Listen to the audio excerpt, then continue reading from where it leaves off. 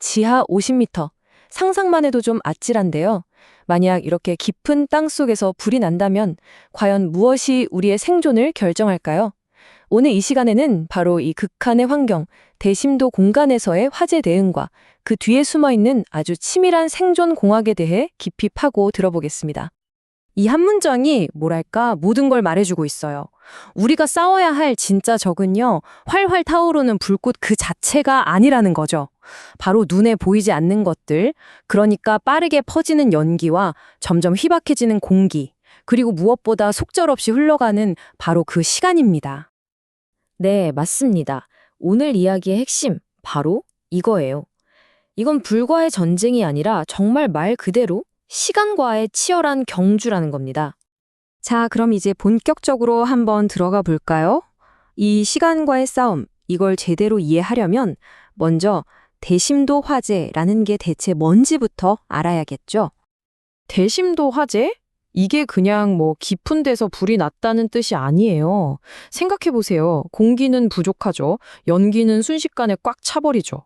여기에 엄청난 열기, 그리고 너무 깊어서 탈출하는데 시간도 오래 걸리는 정말 최악의 조건들이 한꺼번에 터지는 아주 특수한 재난인 겁니다.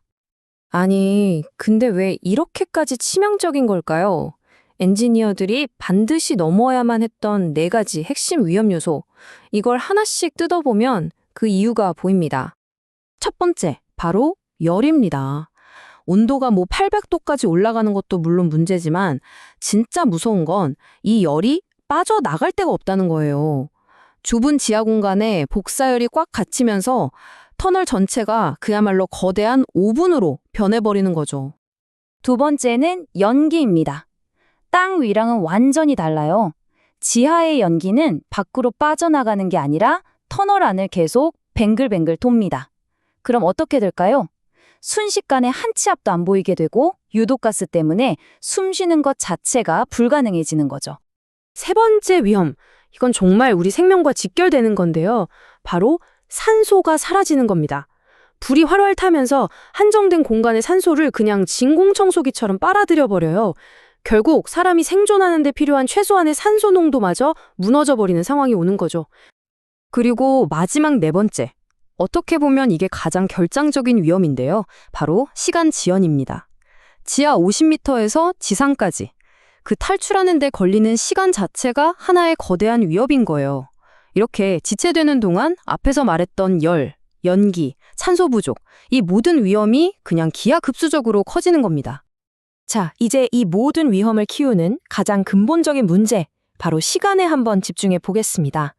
말 그대로 생과 사를 가르는 아주 짧은 시간의 창이 있거든요. 시간과의 경주는 바로 이런 시나리오로 흘러갑니다. 보세요. 0분의 불이 땅 하고 나면 단 2분 안에 시스템이 알아채고 경보를 울려야 해요. 그리고 5분 안에는 연기를 제어하는 팬이 돌아가야 하고요. 최종 목표는 딱 15분. 이 시간 안에 어떻게든 안전구역에 도착해야 하는 겁니다. 모든 게 정말 초 단위로 짜여 있는 거죠. 이 말이 모든 걸 설명해 주죠. 15분. 이게 그냥 대충 정해놓은 시간이 아니에요. 연기가 더 퍼지기 전에 사람을 구할 수 있는 사실상 유일한 골든타임. 바로 그겁니다. 자, 그럼 여기서 질문 하나 드려볼게요.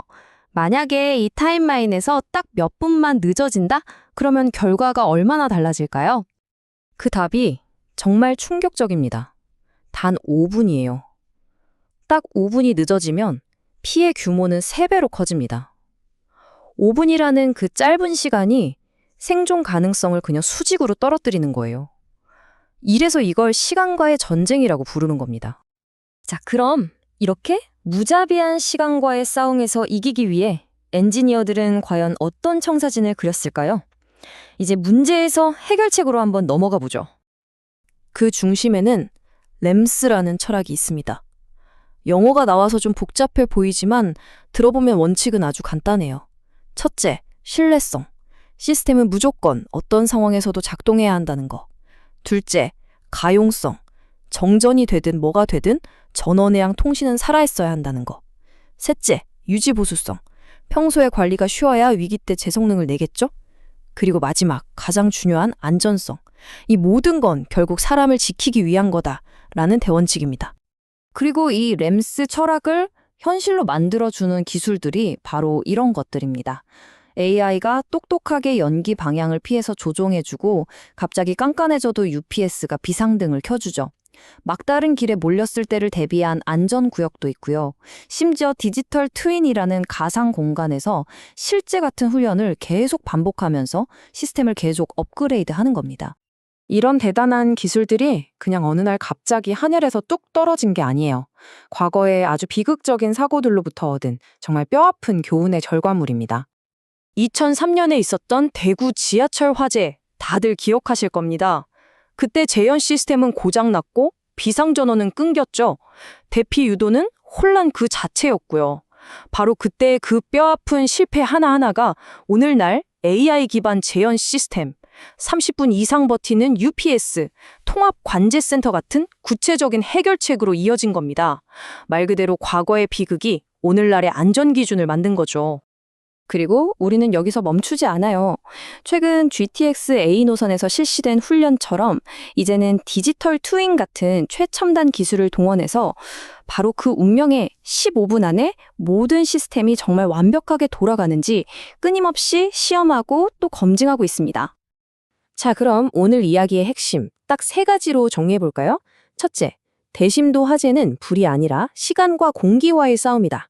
둘째, 15분. 이게 바로 생존의 골든타임이다.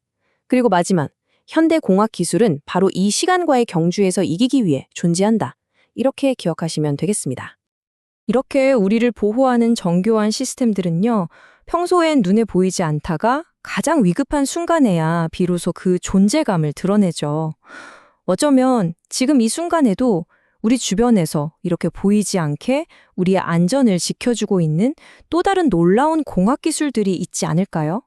한 번쯤 생각해 볼 만한 질문인 것 같습니다.